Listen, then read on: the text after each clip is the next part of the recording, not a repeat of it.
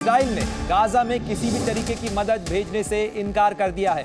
साथ ही बिना निगरानी भेजे जाने वाली मदद को भी इजराइल रोकेगा, यह भी साफ कर दिया है। किसी भी संदिग्ध मदद को इजराइल रोकेगा। तो बड़ी जानकारी आपको दे रहे हैं। इजराइल ने साफ कर दिया है कि वो बिना स्क्रीनिंग के कोई मदद अंदर नहीं जाने देगा, क्योंकि खतरा इस बात का है कि इस मदद के जरिए हमास मजबूत हो सकता है। एक बार फिर रुख करेंगे, मेरे सहयोगी कृष्णमोहन लगातार हमारे साथ जुड़े हुए हैं। कृष्णमोहन, ये भी समझना चाहेंगे आपसे, दरअसल ये जो मदद का मुद्दा है, ये भी एक बड़ा पेचीदा विषय बन के उभरा है, क्योंकि इजिप्ट से राफा बॉर्डर से जो मदद, बड़ी कंट्रोल्ड मदद जो है वो गाजा के अंदर जाने दी जा रही है, लेकिन अब इजराइल का ये कहना कि वो बिना स्क्रीनिंग के कोई मदद अंदर नहीं जाने देगा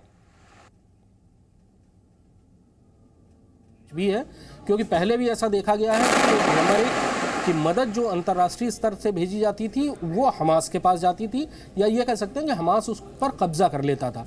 दूसरा ये है कि ऐसे भी चीज़ें हमास के अंदर मदद के नाम पर भेजी गई जिनका इस्तेमाल हमास ने हथियार बनाने के लिए किया, जैसे जो पाइप पानी की सप्लाई के लिए भेजे गए थे और सीरिया से भी भेजे गए थे, बड़ी तादाद में भेजे गए थे, उनका इस्तेमाल हमास ने रॉकेट बनाने में किया था।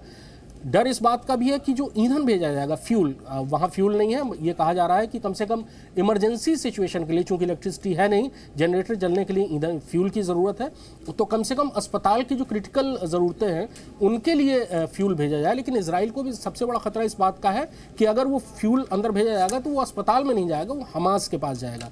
इसलिए इजराइल ने अभी तक जो राफा बॉर्डर से ट्रक गए भी वो बहुत ही कम गए, और अब इजराइल ने साफ कर दिया है कि वो बहुत अच्छे से स्क्रीनिंग करेगा। कोई भी ऐसी चीज़ अंदर नहीं जा सकेगी जिसका इस्तेमाल हमास अपने आप को ताकतवर बनाने के लिए करे। इजराइल ने यह भी चेतावनी दी है कि जब अगर उसके पास ऐसे कोई भी सबूत आए कि ये जो मदद जा रही है उस पर हमास ने कब्जा किया है या वो मदद हमास के पास पहुंच रही है, तो जो मदद अभी वो जाने दे रहा है उसको भी रोक लेगा। आज इजराइल के इस कदम से ये साफ समझ में आ रहा है कि अब राफा बॉर्डर से जो पिछले 1-2 दिन में मदद गई थी, अब उसमें भी रुकावट इजराइल की तरफ से आएगी, और इजराइल बिना बहुत सख्त चेकिंग किए हुए उसमें से कोई भी मदद। जरा ये भी समझाइएगा कि इस समय 17 दिन हो रहे हैं इस लड़ाई को शुरू हुए।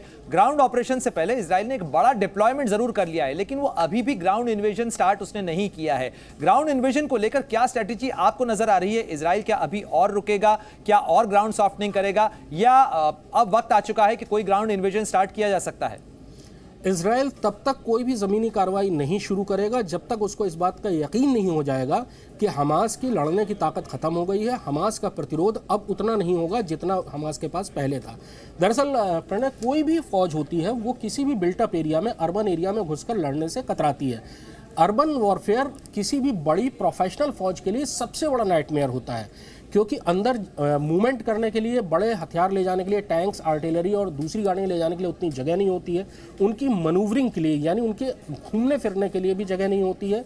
हर जगह एक मोर्चा होती है जिसकी जानकारी दुश्मन को होती है, यानी यहाँ इस स्थिति में हमास को होगी।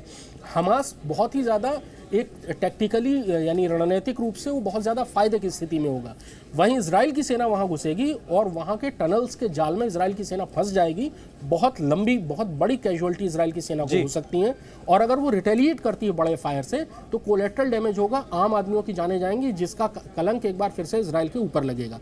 तो इजराइल तब तक ग्राउंड ऑपरेशन शुरू नहीं करेगा जब तक उसे यकीन न हो जाएगा कि अब वो सुरक्षित ढंग से चल सकता है। दूसरा खतरा, जो आप कुछ कह रहे हैं उसके मुताबिक तमाम संकेत इसी तरफ इशारा कर रहे हैं कि फिलहाल ये लड़ाई लंबी चलने जा रही है। शुक्रिया आपका तमाम जानकारी के लिए।